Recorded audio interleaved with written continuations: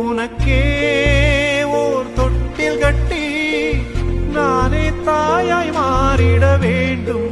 ஆராரிராரோ நான் இங்கே பாட, தாயே நீ கண்ணுறங்கு, என்னோட மடி சாய்ந்து